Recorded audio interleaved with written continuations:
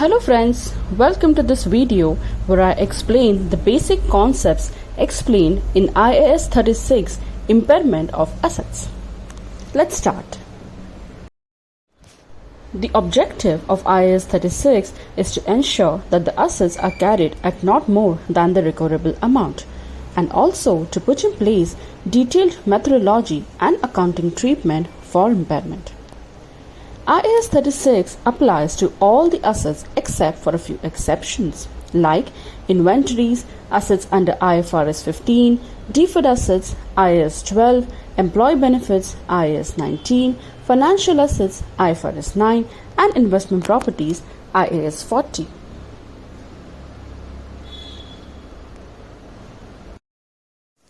Now let's understand the meaning of impairment. What is impairment? Impairment happens when carrying amount increases the recoverable amount. It means that the value you have in your books is more than the actual value what is recoverable from the asset. Impairment indicates a reduction in the earning capacity of the asset. The standard is applicable to PPE, investment property, and intangible assets.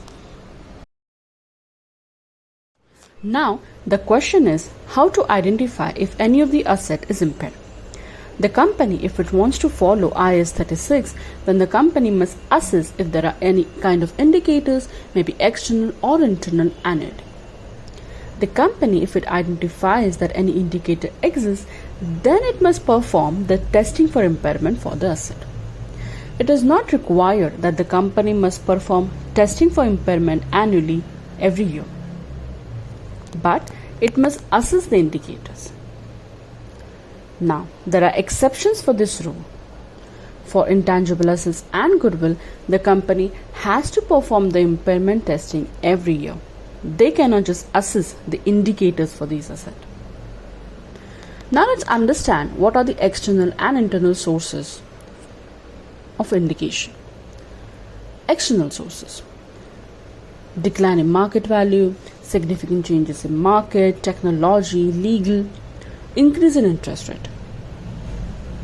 Let's understand internal sources: physical damage, obsolescence, significant changes like restructuring, discontinuation, and assets economic performance.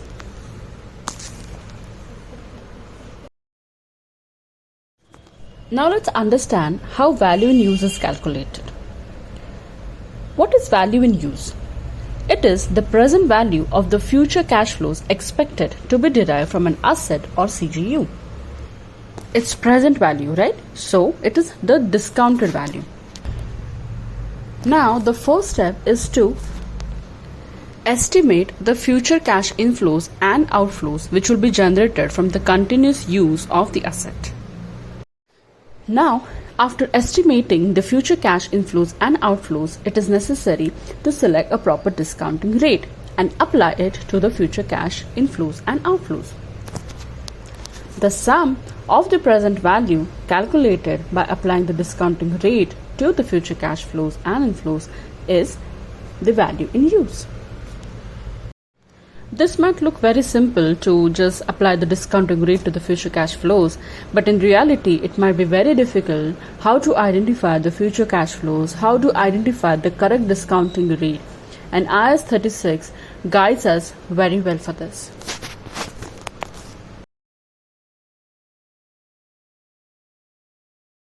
Now, once you have calculated your impairment loss, that is the difference between the carrying value and the recoverable value, you need to recognize this impairment loss in your financial statements.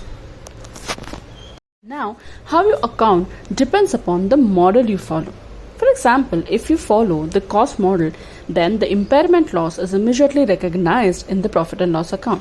For example, it can be debited to the impairment loss account in P&L and credited to some asset account or perhaps any adjustment account.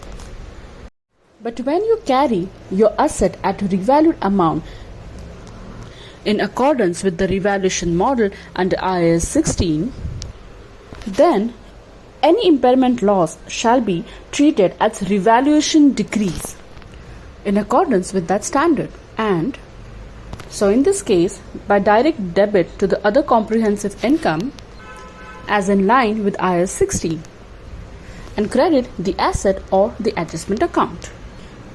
And if there is no revaluation surplus in the other comprehensive income and equity, then the impairment loss is recognized immediately in the profit and loss account, even if it's revaluation model. And once you have recognized the impairment loss, then you need to adjust the depreciation for future period to the new carrying amount on systematic basis over the remaining useful life. Sometimes it's not possible to determine the recoverable amount for individual asset. Also, it's difficult to determine the value in use because it independently doesn't generate any value. So here we come to the concept of cash generating unit. Now, what is a cash generating unit? A cash generating unit is the smallest identifiable group of assets that generates cash inflows that are largely independent of the cash inflows from other assets or group of assets. Let's understand the recognition of impairment loss for CGU. Now, for CGU, we are not calculating the impairment loss for a single asset, but for a group of assets. So, we should keep in mind that we should be consistent that whatever assets we are considering for calculating the carrying value, the same asset should be considered for calculating the recoverable value. Now, we already know what is an impairment loss. It is when the carrying value is greater than the recoverable amount. The loss for CGU should be first allocated to the amount of goodwill and then to all the other assets in CGU on pro rata basis.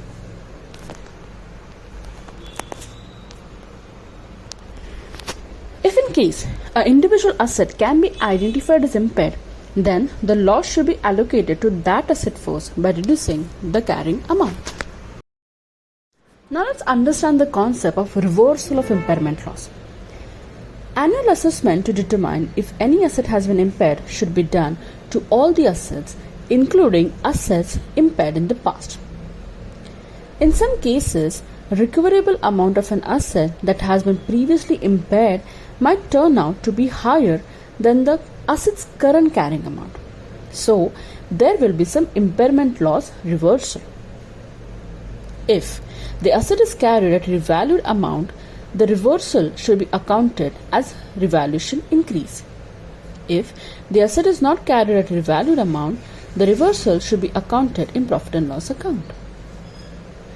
Exception for this rule is that for goodwill, impairment loss cannot be reversed.